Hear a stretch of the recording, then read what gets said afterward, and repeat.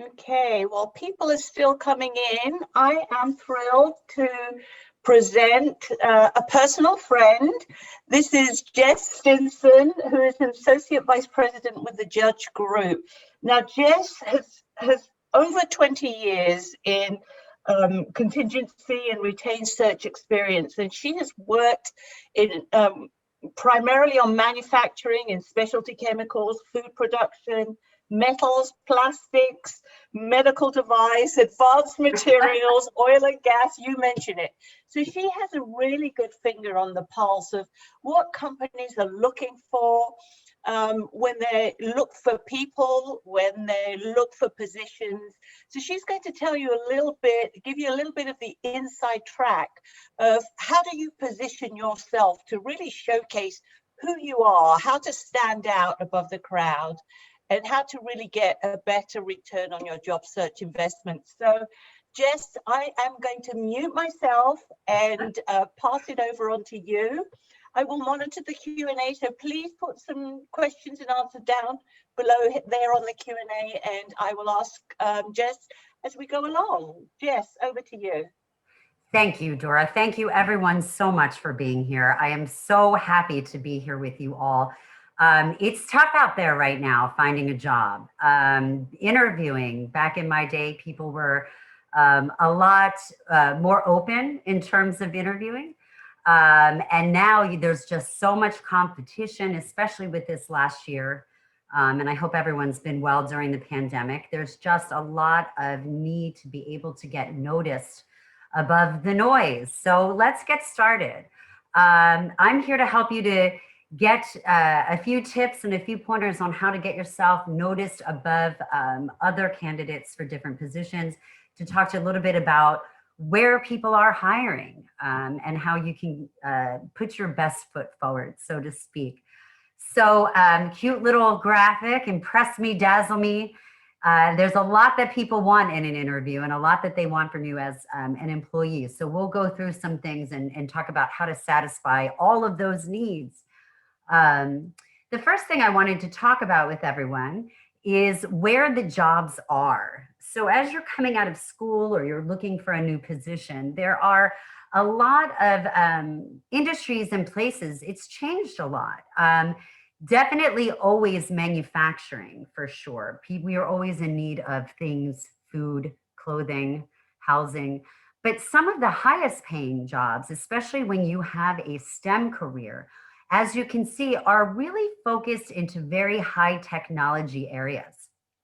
So we're looking at definitely engineers, scientists, as we look at petroleum engineers and physicists, aerospace engineering, chemical engineering, nuclear engineering. But you do notice here also a lot of computer functionalities. So we're looking at hardware backgrounds. We're looking at software backgrounds, developers.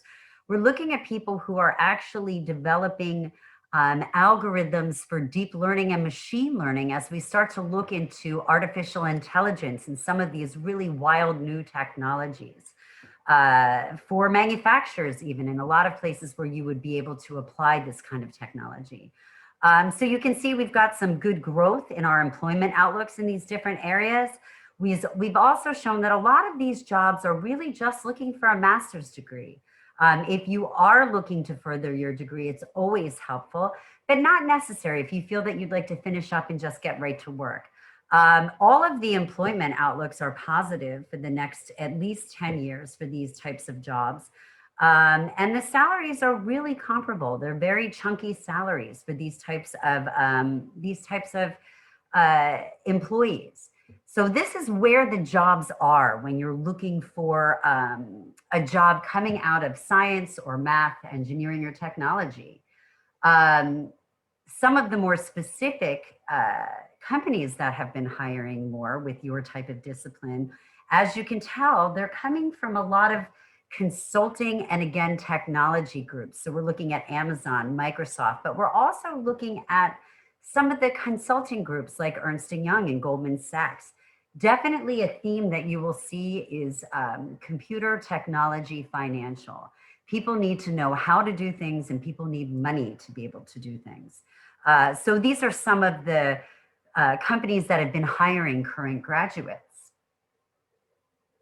As we move forward now, we've gotten a little background on what the kind of the outlook is for hiring and who is hiring.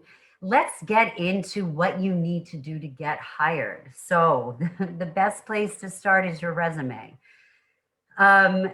There are so many things about the resume that are important to getting yourself to be noticed. I say it in a few slides, but I'll start off with saying that the one-page resume is a myth. You need to be able to tell these folks who you are and what you do. So one of the things I'm going to say is lose the objective statement. I'll be honest with you, and I don't mean to sound harsh when I say this to you all, but no one is really concerned about what your objective is in terms of what kind of job you're looking for. They do care, but they really want to know what you're capable of doing for them. And so to save space on the resume, I say to eliminate objective statements. Really, the best thing that you can have at the top of your resume is, some people like to put a summary of who they are, which is absolutely fine. But I like to put something that I call a selective experiences paragraph. There are probably 5 or 7 things that the employer is looking for in this person. And your job is to explain to them why you have these 5 or 7 things in your background and where you have that experience. The best thing you could possibly do is to go into the job description. And on the first slide was my contact page. If you can't figure out what the must-haves are, you can definitely share them with me and I will help you for sure. But you need to know what the must-haves are. What are the variables that they need for this position? And what you need to do, and the best way to do this, is to pull those few bullet points out of a job description or get them from your recruiter, if you're working with a recruiter or if you're working with HR. But you need to pull out the job description must-haves. What are the 5 to 7 things that they really need? And I'll tell you, you will find some of these things in qualifications section, but you will find a lot of what they need in the responsibilities, where they put down actually what the job is that you're going to do. And once you've found these 3 to 5 must-haves, 5 to 7 must-haves, you need to put them in a document. And then you need to go underneath each one of those qualifications, each one of those variables, and write 1 line or 2 lines of where you have that experience. Let's say there are 5, A, B, C, and D. You go under each one of them in a Word document and you put what you've got in terms of experience. It could be project work. It could be coming from your classes. It could be some internships or co-ops. And for those of you watching who are currently employed, it could just be past experiences with other companies. And then once you've done that, delete their variables and keep a nice, succinct, bullet-pointed paragraph of your qualifications. You copy that, you paste it right at the top of your resume into a selected experiences paragraph. Some of this is probably going to include software that you know, Python, all of those different kinds of programming, maybe object-oriented programming programs that you might know. It might be that you know Six Sigma, Lean, HACCP, all of these kinds of qualifications or things, processes, equipment should go into this selected experience, and it should match what the job is saying that they need. So that's kind of the top of the resume, you know, with your contact information, of course. The body of the resume, you definitely need to do this in chronological order. A lot of people sometimes put everything that they know under different business development, software, under different kinds of areas of experience. And it's not that we don't want to know those, it's just that clients want to know where you've done that. So chronologically, starting with your most recent experience, right down to your oldest experience, you need to put the company. You need to put maybe a little bit about what they do, you know, what kind of company, how big they are, what do they make. You need to also put in your job title And then you need to put what you did for them, including qualifications, responsibilities, and achievements as well. And do that for each job. Be very clear about the dates. Some people put also why they left a certain company, and I think that that also helps. But in terms for coming out of school, a lot of the resume content is going to be your classwork, your projects, internships, co-ops, places where you feel that you've learned your knowledge. And it's all very relevant to the job, but find out what pieces of your experience are relevant to the job that you're going for. So continuing on from the resume, make sure your education is clear, put in your publications, certifications, awards, patents. That's not on this, but patents are also good to put. Be very specific to your project work and talk about what part of the process did you take in that project, either in identifying it or implementing a certain procedure or process to come out to the result for the project. I see a lot of people put hobbies. I like to hike, I fish. Those are all really important so that the client needs you to understand who you are, but do not put them in a resume. Save the space. Those are all great things to discuss during the interview while you're talking with them, when they want to get to know who you are a little bit more. Something else that I wanted to add into this section that you don't see listed is there was a question about soft skills and how do you incorporate them into a resume. When we talk about soft skills, we're talking about how you can demonstrate that you're a go-getter. How do you demonstrate that you're a leader or that you are really good at working within a team? These are all definitely skills that these folks are going to want to know about you. They will ask you about them in the interview process, but if you'd like to get some of this who you are to shine throughout your resume, it's really about using certain words. So if you are someone who is proactive, you might use terminology such as I identified a problem in a process and then worked with these members of different areas of the business to find a solution. So you can get that you're a team player by specifically describing when you've been on a team.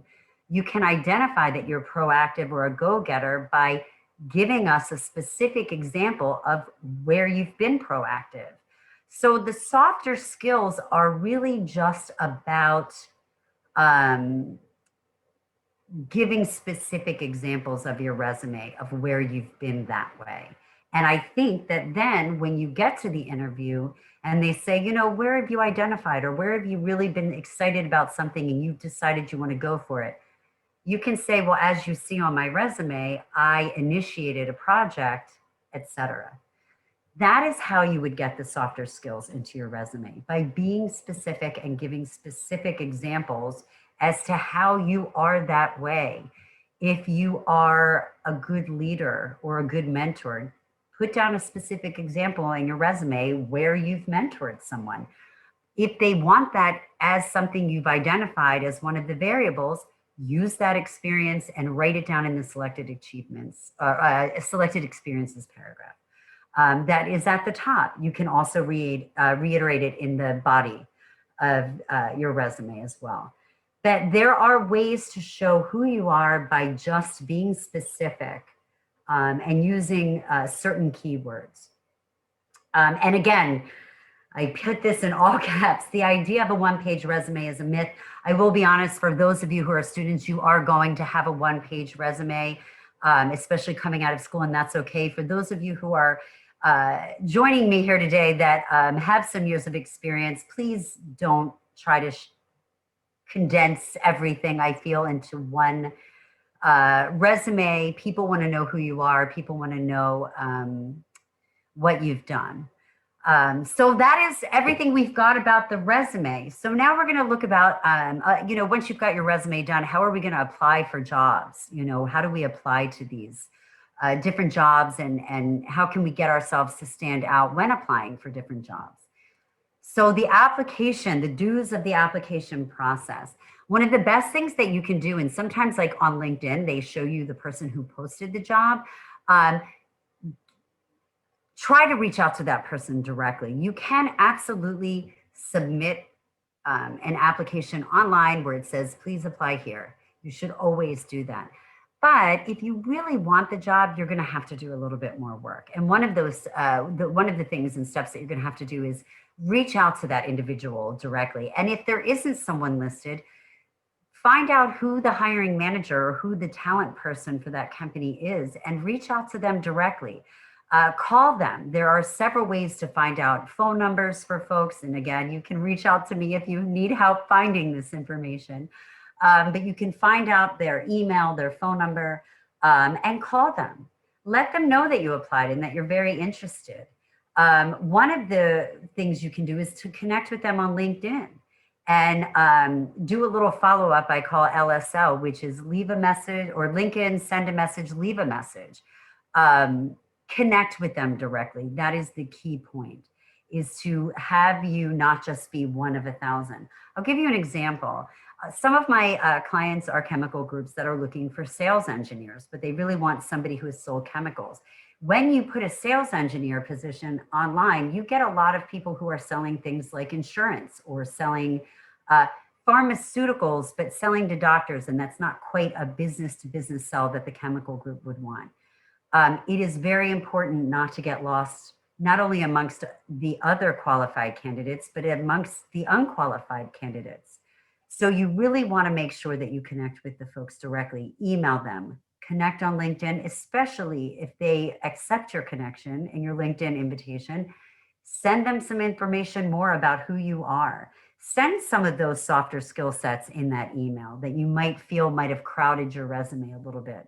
But the application process, you need to make a direct connection to someone, or otherwise you will get lost in that vacuum that is applicant tracking systems, the job search process in general. So make sure that you connect. Keep it personal, keep it professional, for sure. Also, the other thing I was going to tell you about the application process is to make sure, again, that you have that paragraph at the top of your resume. If they ask for a cover letter in the online application, you should make sure that your selected experiences is the content of your cover letter. A lot of times people don't ask for cover letters because it's very hard for them to open the one attachment that is your resume, much less two. But if you are looking to add a cover letter, make sure it's specific. Do not just put a generic cover letter, because there's really no reason then for you to have sent it if you're not going to get specific about in that letter about why you are right, so that they'll want to open up your resume. So let's say we go through this, we've got our resume together, we've got the application is in, and some of the places that you want to look for applying for jobs are your generals: Monster, Career Builder, Indeed, LinkedIn. If you do a Google search, you will also find jobs for the company websites, but also at your industry organization. So the American Chemical Society, the Society for Plastic Engineers, or the CHEMI, the American Institute of Chemical Engineers. You can find jobs at all of these places that are looking for people like you, for sure. So we've applied, we've got our resume done. Next step, you get a call or an email and someone says, we'd like to have you interview, and we really need to get prepared now for that interview. It's hard. You don't know what people are going to want for the interview. You don't know what you need to share. You don't know what they're going to ask till they ask it. But there are a few ways to narrow down your prep so that you can at least make sure you're on the right track. Number one, know the job. Go through the job description. Make sure you are ready to talk about, everything in that list on that job description. Something that I tell my candidates to do, and it is a very taxing exercise, but it's basically like studying for a test. Um, you look at the job description, it has all the responsibilities, all the requirements and qualifications all nicely laid out for you. To get ready, take a minute, go through each one of those bullet points under each section and make a note of a specific example of where you've got that experience. It doesn't have to be a full line. It just has to be a note. Two reasons. Number one, it warms up your brain for the conversation, just like studying for an exam. Number two, when you're interviewing, if you have those notes with you from the job description, if you blank, you can quickly go down, look down and say, oh, wait, that's the idea I wanted to share. I'm going to tell you, I am someone who blanked in an interview about something on my resume and in the job description, and I wish I had had a note with me. So make sure that you get yourself prepared about what that job looks like. They took the time to put this job description together. This is what they want to know if you know it. So study for sure. The other thing I was going to say is to know the company. One thing that my clients hate is when someone just reiterates or regurgitates back the about section or the product section from their website. They know what's on their website. What you should do is go to the website, check out the press releases. Look at what they're saying their new products are, or if they're growing, or if somebody new got hired, or what does that all mean? Number one, it will give you a better sense of what's going on with the company. Number two, it helps you to have some questions to ask them. You can take it right from their press releases. Oh, I saw that your group was expanding a factory in Minnesota. I'd love to know what your thoughts were and why you were expanding. The other thing to do about knowing the company is to Google them. See what everybody else is saying about them. That will also give you an idea of how they go to business, how they work, what people feel about them, what they think about them. Be very careful of Glassdoor reviews. Everybody who's upset about anything has something to say on Glassdoor. So take those reviews of companies with a grain of salt. So we have to know the company, know the job, and you have to know yourself. So you need to be ready to go through that resume and be ready to talk to folks about who you are. Why did you choose your major? What classes did you like the most? What did you like about the co-ops or the jobs? Where do you feel you want your experience and your education to go in terms of your future? It's funny. Somebody just recently asked me, and it was actually a seasoned executive. They said, you know, even at my stage in the game, I'm still getting asked, where do you see yourself in 5 years? And nobody ever really knows how to answer that question. I'm going to tell you what I feel and how I feel you could answer that question as well, or prepare yourself. Think about it. Literally take the time before the interview and think about where you want this to go. You're technical, you're a STEM graduate. Do you want to keep in technical? Do you want to go to the lab? Do you want to be in business, commercial, new product? Think about that, so that if and when somebody asks you that generic interview question, where do you see yourself in 5 years? You'll be able to actually have an answer for them. Ironically, the gentleman I talked to said he answered it with telling the hiring manager he wanted to be in his position. That's a funny answer. I wouldn't give that one. But know your resume, know about why you've changed jobs, what you like, what you don't like. This last piece is really important, and it kind of gets you into what you do on a phone interview, in a face-to-face, really at any stage of any interview process, or any interview process for any job. When I was a little girl, my father used to love to quote Eastern philosophy to me, and he said, "He who speaks first loses." So I will also say for myself and the other females in the group, she who speaks first loses. I am always speaking first, I am always losing. But I will tell you that, what does this mean in terms of interviewing? I have a lot of clients who say, oh, I loved their energy, I loved their experience, but it wasn't quite the things that I was looking for. And I've had people talk themselves out of jobs. To overcome this over the last 22 years, I've tried to hone some tricks to help people to bypass pitfalls in interviewing. And this is the biggest one that I can tell you and that I can share with you.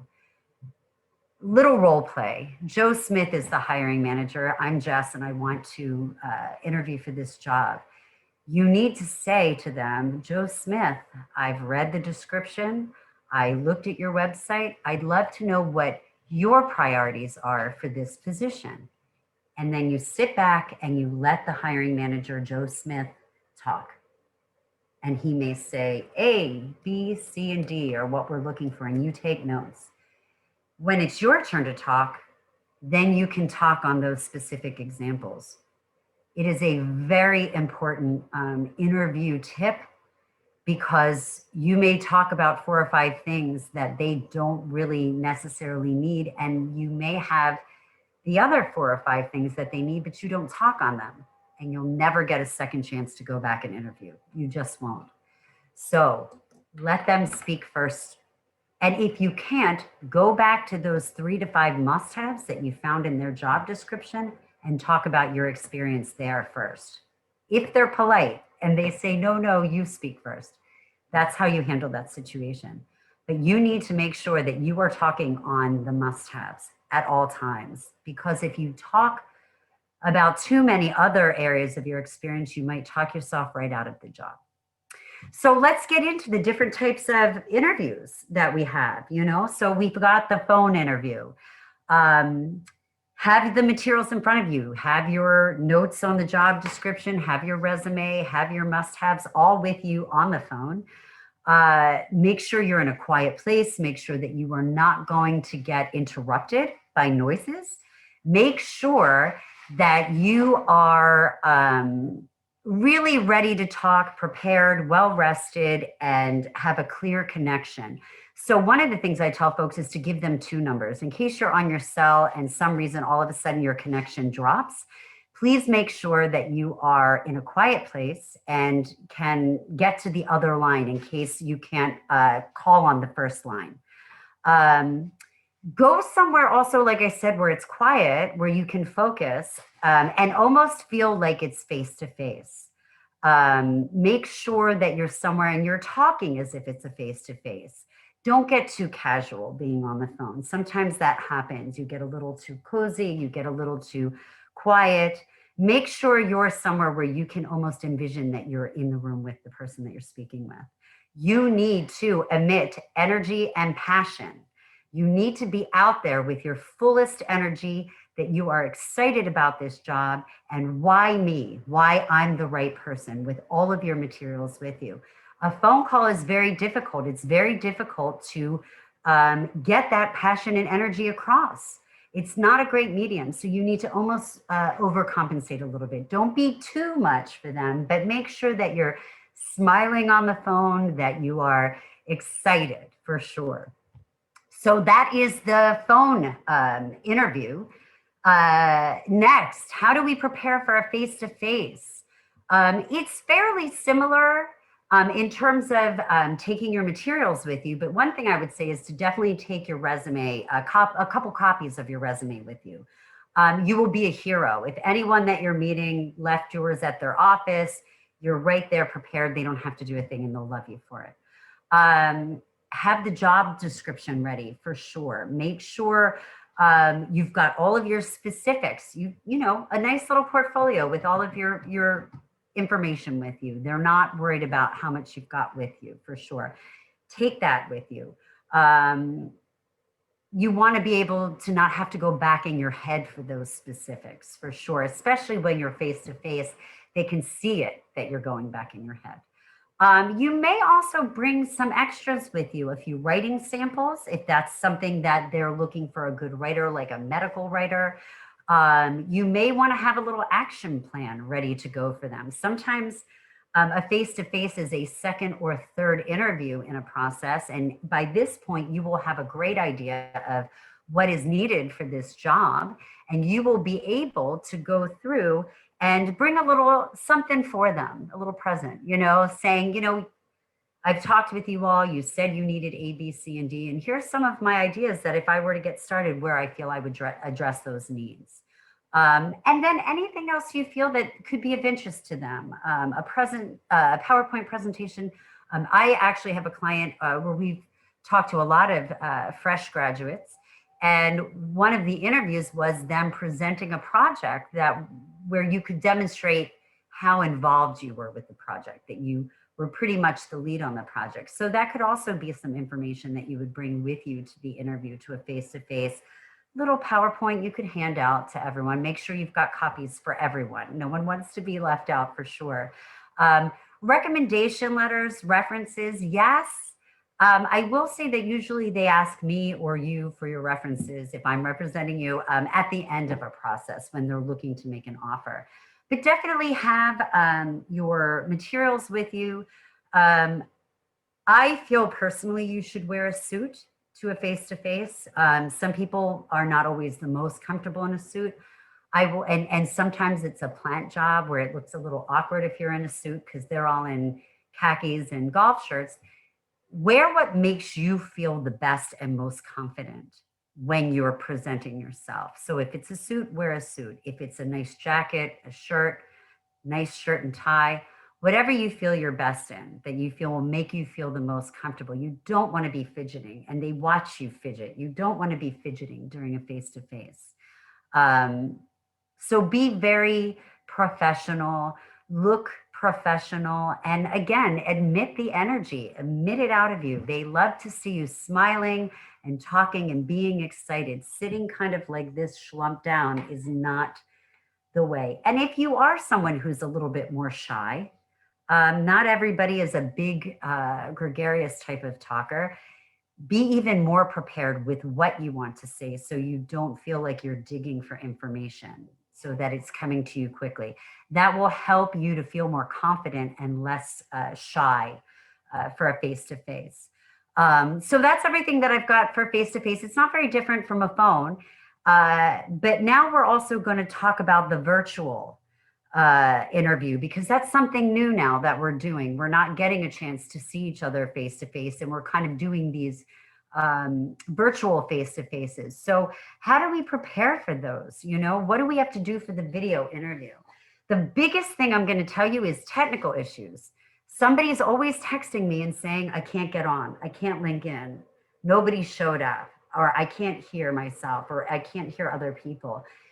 Be prepared beforehand. Click on that link that you're sent and play around with your video, with your audio.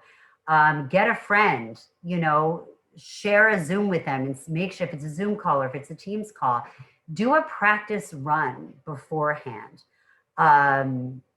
You want to make sure that that you can be heard, that you can be seen. You don't want to be sitting there fussing and everyone's waiting for you. It's just a hard way to start off in their mind. And no offense, you're going to be doing nothing but thinking of how you didn't start the meeting appropriately, and it's going to distract you. So make sure your audio and visual work. Make sure you're in a room with no distractions. Make sure your lighting is good so that you're seen and it's not too dark or too bright.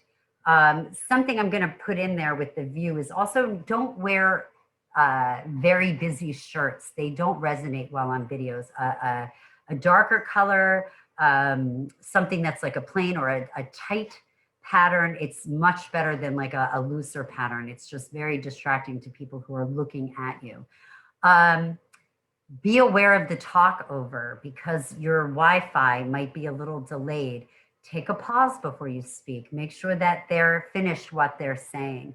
If you feel that there's a technical talk over, acknowledge it in the interview and say, listen, I think there might be just a little delay. I'm sorry, I don't mean to speak over you.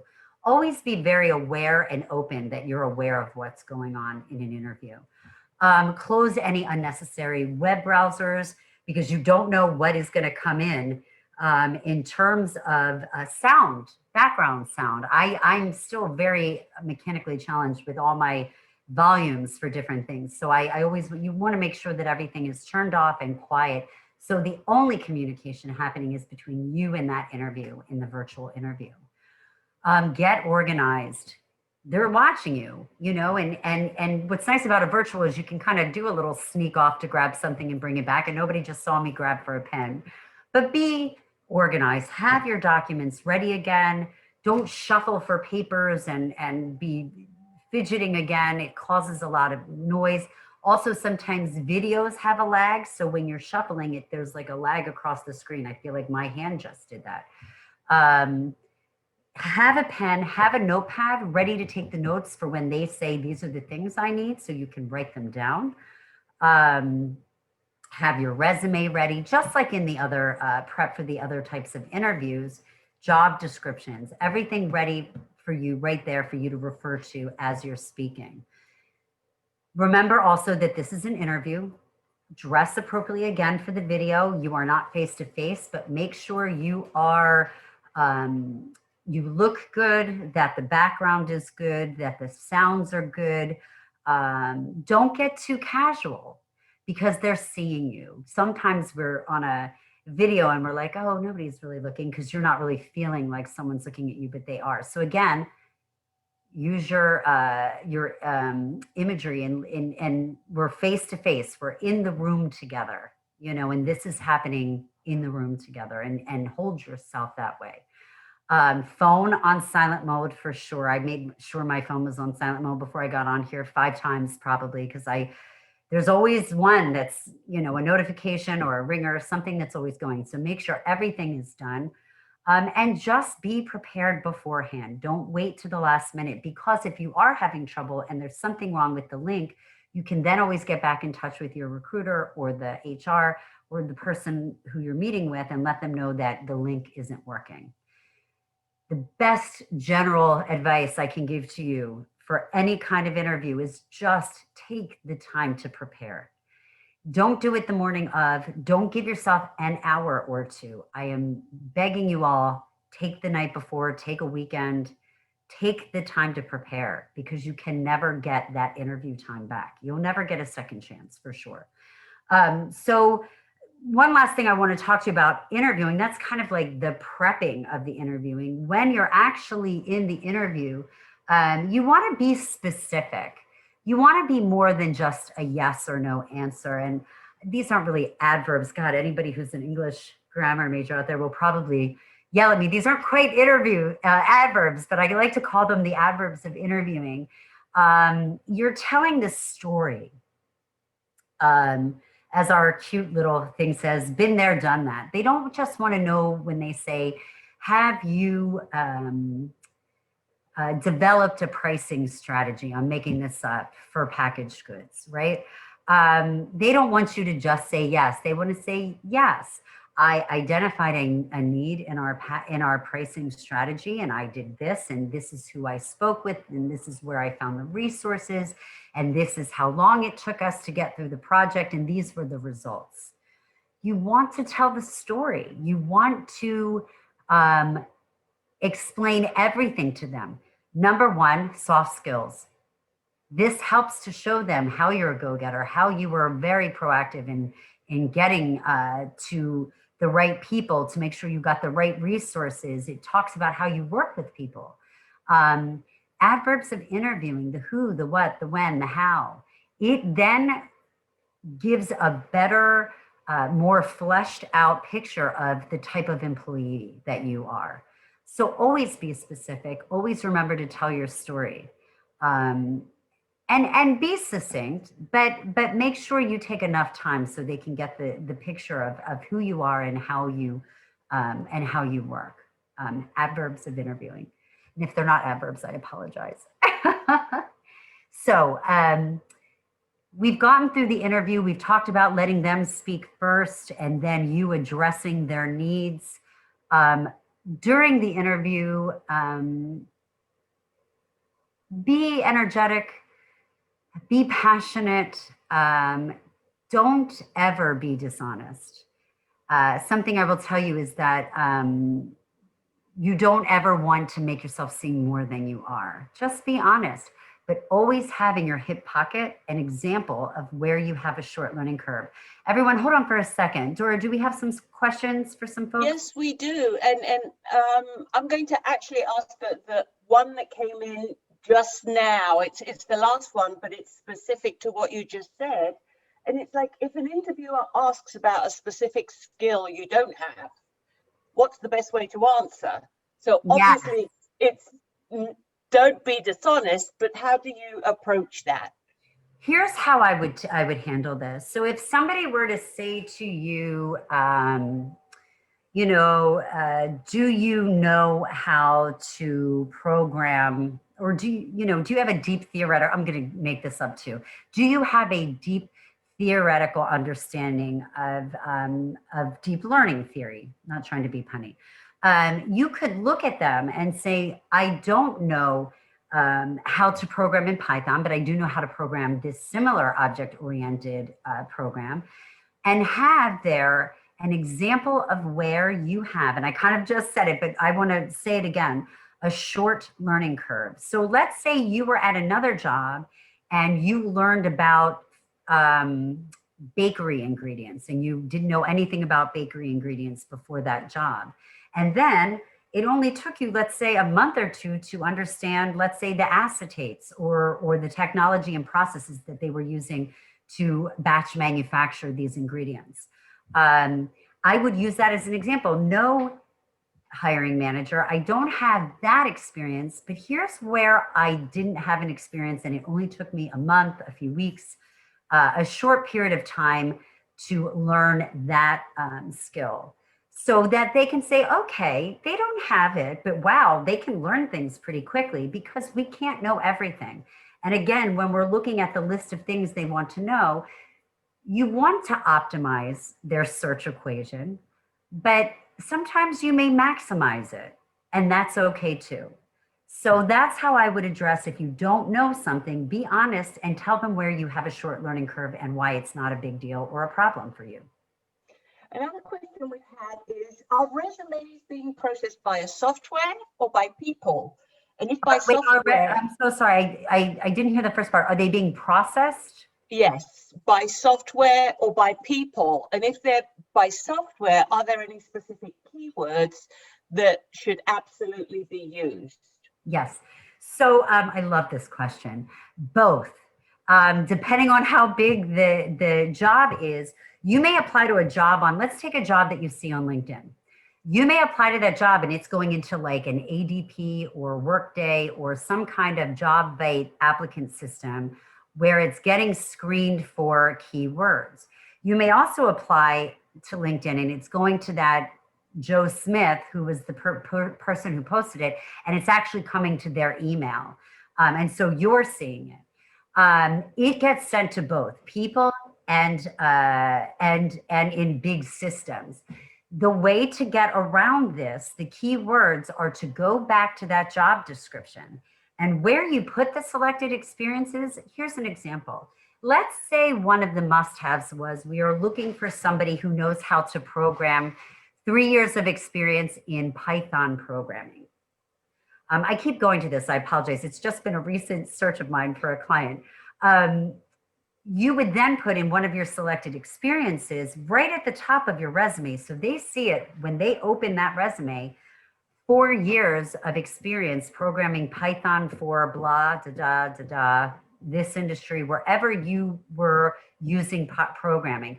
For this project that I did for school, we were looking at identifying patterns in manufacturing processes. So we were using Python to do that. So that is how you can get around the system.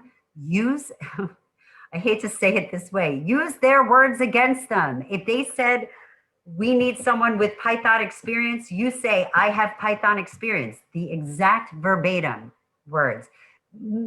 Massage the statement to be around your experience, but use their words against them. If they're going to screen people for keywords, use their keywords in that selected experiences paragraph. Another question we have is, do you have any examples of what to say to a recruiter through LinkedIn or otherwise when trying to communicate with someone from the company directly? In other words, what do you say if you're trying to connect with someone on LinkedIn to get them to respond to you? Okay, yes.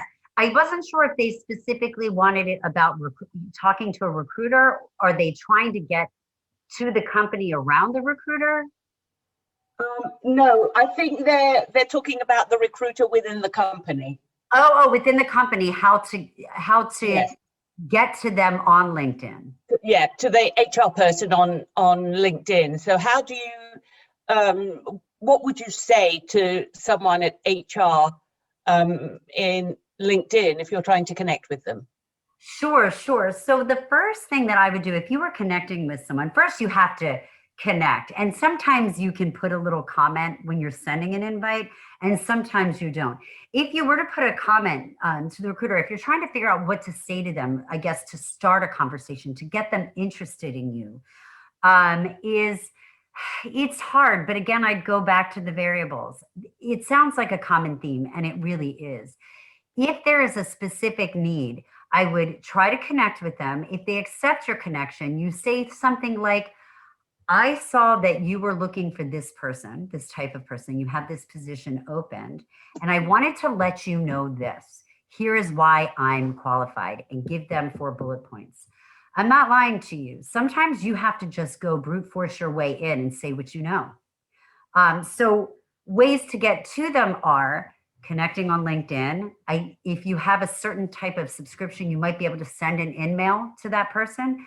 But what you need to say is you need to get right to the point, because they have a million of you who are, hi, I saw your job. I really liked it. The best thing I could tell you to do is get your voice to them. Apply online, but definitely try to call them right afterwards and get a phone number so they can hear who you are. Because again, there's so many people applying. You need to differentiate yourself. And one of the best ways to do that is to just get to the point directly. So for a resume, oh, sorry. For a resume handed out in person, do you recommend it being printed on both sides or only one side of the page if there are several pages? One side. Yep. One Wonderful. side. I don't know why, but like this turning over makes me feel like I'm looking at like a menu from a restaurant. You know what I mean? Like you don't want to flip. You want to be like, hello, because it's more professional that way. Also, you might worry that it's not very clear because of the ink going in both sides. Yeah. And again, don't be afraid if your resume is more than one page. Please do not be afraid of that. And if you are afraid of it, you have my contact and I'll share it again with you all. Please come to me and we'll do some resume work. Okay. How do you keep interview material fresh when you have to go through multiple interviews for one position? Would using the same material seem repetitive, even if you're talking to a different person? The process of how you talk with them, he or she who speaks first loses, will help with that, because what the next person in line is going to say to you is very different than what the person previously said to you about the job. Everybody has different priorities for one position, believe it or not, depending on if you're working with that person, if you're reporting into that person, if you're managing that person. It's very different. So letting them speak first. But the biggest thing that I can tell you is do what I said. You go into HR, you've got your resume, you've got your job description and all that stuff, right?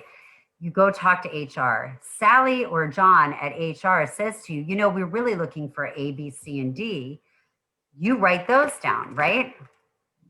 Next interview. So now it's not just about the job description. Now we've taken the job description, we've had one interview, and we've funneled down to a few key points. You take where you have those key points that you just talked about in that first interview, and you move them with you to the next one. Because for the next position, if you try to speak first or ask them to speak first and they don't, you want to start where you're speaking on the A, B, C, and D that the HR person or the previous interview just gave you. Always ask for the variables every step of the way. And as you go through that process, take all of that information with you. And yes, by the CEO or the last thing, you're not going to need to have necessarily your job description with you. You'll still need your resume. You'll always, everyone at every stage asks you about your resume. I don't know why. They're not always, but more often than not. So always have the resume, but I would grow with the process. Take the information that you learn from each step and take it with you to the next phase. Okay. I don't see any other questions coming in, which means that we've answered quite a few of the questions that already came in, which is fantastic. Now, we did have one other question earlier on, which was, if I have hobbies and those hobbies reflect my soft skills, should I incorporate that into my resume? If you have hobbies that, I have to think about this one for a minute. I would still say don't put that you're skiing or that kind of thing. But if you were the leader of a group who created a project to implement something, I would include that. They don't want to see hiking or fishing. And I don't see where something you've done professionally couldn't also describe the same soft skill set as the hunting or the fishing. Does that make does that make sense? I still don't want to see, but like if a soft skill is that you are, if let's say you care for a group of kids after school. If you were tutoring them, that would be a good thing to include somewhere in terms of an other experience at the end.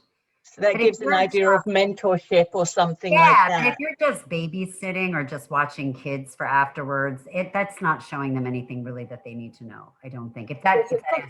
So somebody has said, if I have hobbies that reflect my technical skills, where is it appropriate to put those? For example, freeze drying.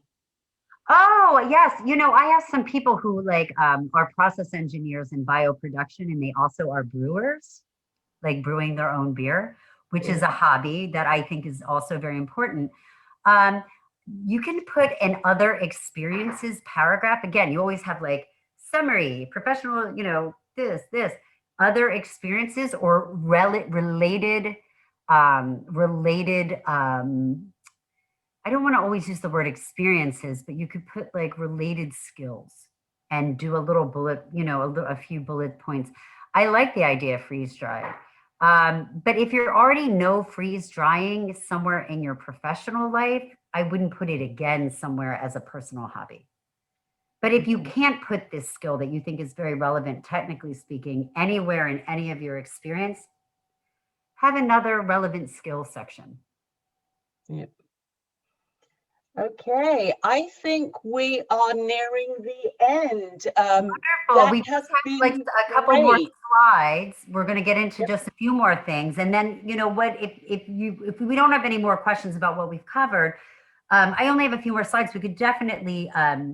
I'd love to do a Q&A afterwards. I'd love to sit and talk with you guys if we have some time afterwards. So let's do that. I will go ahead. We're going to next up is actually what happens after the interview, and that's really important too. Thank you notes. I just did a little bit on LinkedIn about thank you notes because I have so many candidates who either ask me if they need to or ask if they can send one thank you note to the whole cast of characters that interviewed them. And no is the answer to that. No. Thank you notes are really important. You need to thank these people for their time. It's a great way, to thank people for their time and show them that you're polite and make them feel warm and fuzzy again. Like, oh, I feel appreciated. They really do love it. You can get their email address either from myself, or if you have one email from before, it's usually the same format. Like if you're on a third round of interviews and you had sent a thank you note to the second round of interviews, you can, as long as you have the person's name, you can usually get their email from that formatting. Send it separately to George, to Joe, to Jessica, to Sally. Send them each a different email. The content could be fairly similar, but you don't want to clump everybody together in one message and just say, thanks for your time. It was so great meeting you all. I can't wait to hear for next steps. That's too generic. Make them separate. And the three parts that I usually kind of break out for people in a thank you note is the first part is the obvious. It was so great talking to you. Thank you for your time. I had such a great time. Very quick. the body of the thank you note is where it's really crunchy. It's really where you can give another punch to them about why me. You can either reiterate the good moments and the different things that you bring to the table that you feel are relevant after speaking with them. Also, it's a good place if you ran out of time or there was something you forgot to mention that you feel was relevant. It's another good place for you to add some extra information about you. Could also be a good place to put a soft skill. You know, I love that this job deals with freeze-dried boilers or cooling towers or whichever. And I'm, you know, excited because even in my personal life, I do this. So I think that that's really a good place to also put a soft skill, more so probably than the resume. And then the final part is really just a, you know, really looking forward to next steps. Kind of,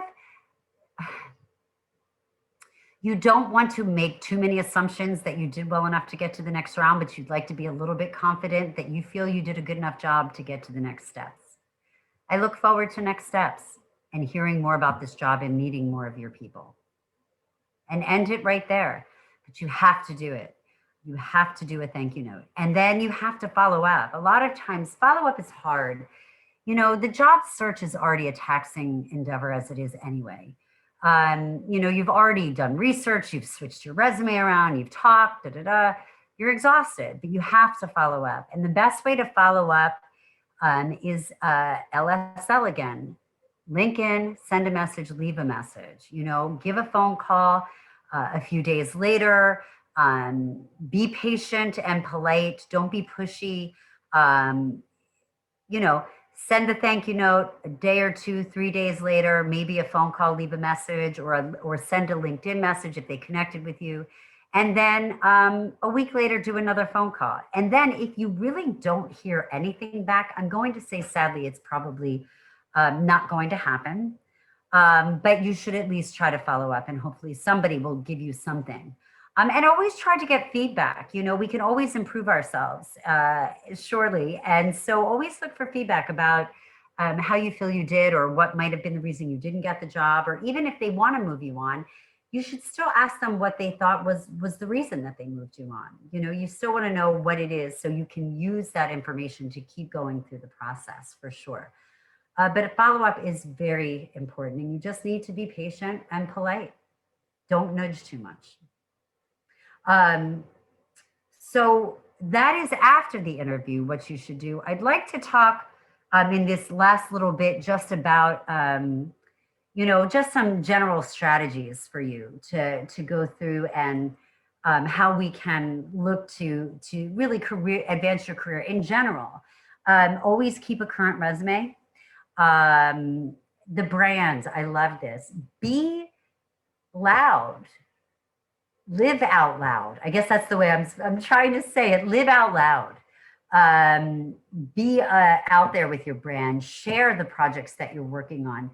Share interesting things about yourself on Facebook, on LinkedIn, on Twitter, on Instagram. I will tell you, you'll never know who's watching that might have a job for you. Or know somebody that says, oh my gosh, I know someone who just asked me, they wish they could find you. Be out there. It is a little bit of a numbers game and a probability. You know, the more that you're out there, the better probability you have of being noticed, of people wanting to talk with you. Always be polite. Try not to be political or negative ever. I have a hard time with it. I'm a fairly open person, but you know, when it comes to work, we're working. Sometimes I find that LinkedIn gets a little too political, a little too personal about how people feel about things.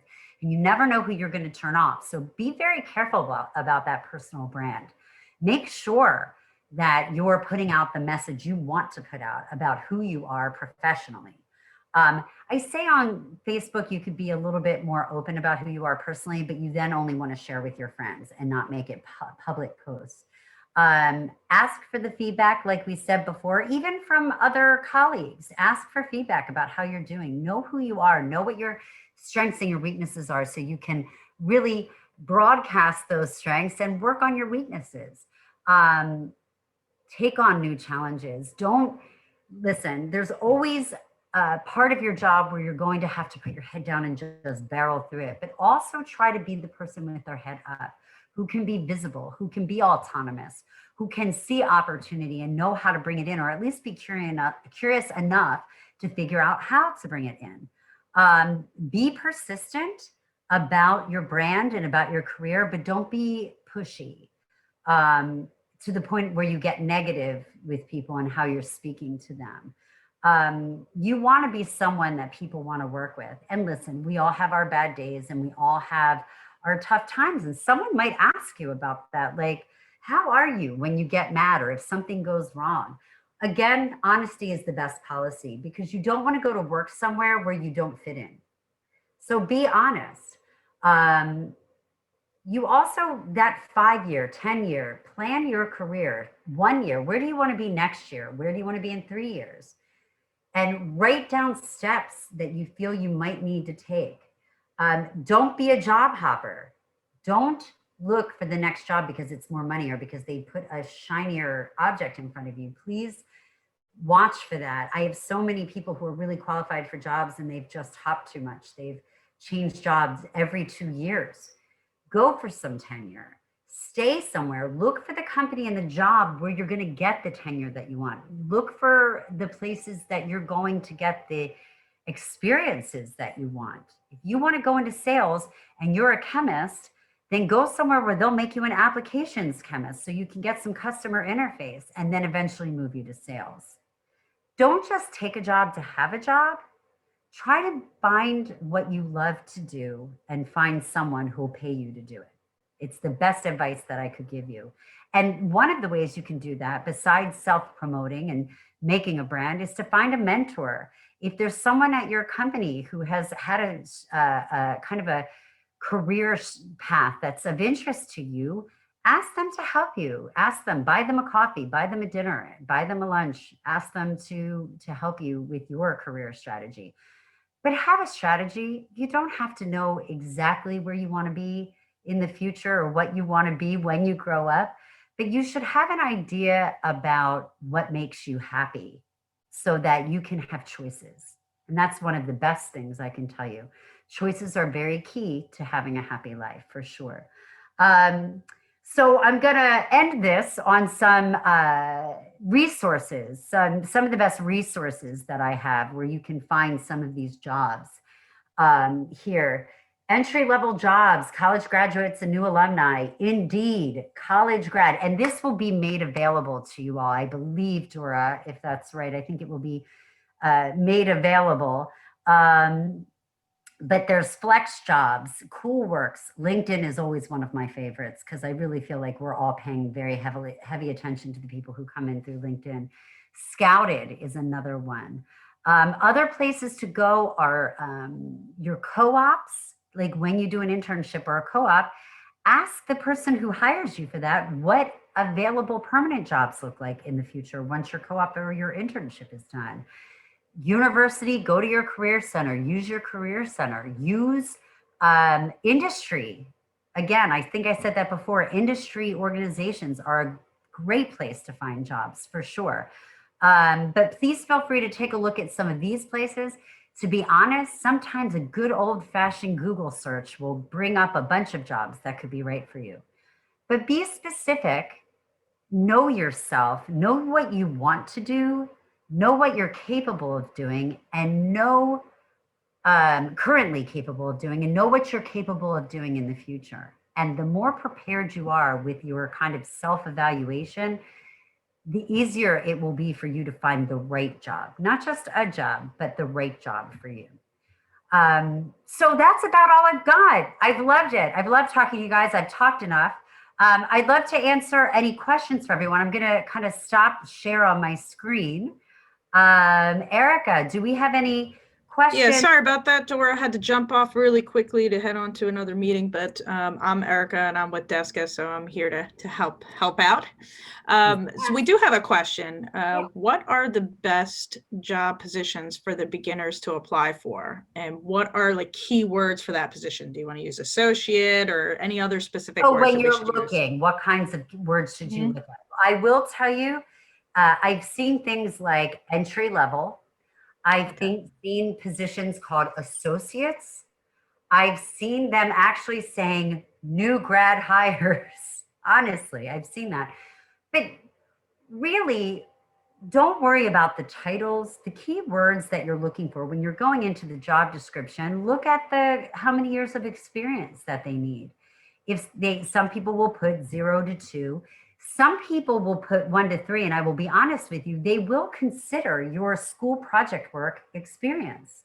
I have a client who I did 6 placements for up in Boston, and they were a group that is into how do I put it, like electronic technologies for papers and Kindles and things like that. So that kind of like, how does the screen look? And so they hired from me kids that had like barely a year of experience. And really, it's not so, if you were to look at the title of these jobs, you wouldn't have known that they were looking for people without necessarily 3 to 5 years. You've got to check out the job descriptions. Take that time. Take the time to find the type of job that you want. And I'll be honest with you, even if you see a job and they say they're looking for like a senior principal scientist, but the qualifications are just the type of area where your expertise is in, find out who that person is and send them your resume anyway and say, look, I saw you were looking for a senior person. I'm just graduated, but I do have experience where your company lays. And send it to them anyway. So don't worry so much. If you find the right fit, apply for, maybe not apply for that position, but get the company name and find out the HR manager and just apply and tell them that you're interested in their company in general. So that actually leads into our next question, and I'm going to leave this as our final question. Do you advise applying for an entry-level job whose qualifications you don't completely meet, which is sort of what you were saying, but say if you can, I'm sorry, Eric, I didn't mean to. Go ahead. If you can maximize that equation, pull the variables. You're all in STEM programs, so you're all very analytical people. You can look at a job description and get a sense of what they need. Take those points out. If you meet 2 of the 5, no, you're not qualified. If you meet 3, like more than half or more of the variables, I would say to apply to it. And then do a follow-up to whomever it is or wherever you applied and say, I'm not sure I meet all the years of experience, but I figured I wanted to apply because I match the type of experience that you need. Excellent. Thank you so much, Jess. This was great. I know we ran over for everybody, but everybody had a lot of questions, and it was so well received and so well done. So thank you so much. Please feel free to reach out to me. On the first page of this, you have my LinkedIn, you have my email. I'll tell you, email is the best way to get to me versus LinkedIn messages or phone. Phone is tough. And that was shared in the chat, so they should see it right in their chat to be able to email you directly. So. Oh, I'm so glad. It was so good to talk with you all. Thank you for letting me. Thank you. Chatty Cathy. Take care, everybody. Bye. Bye-bye. Be safe.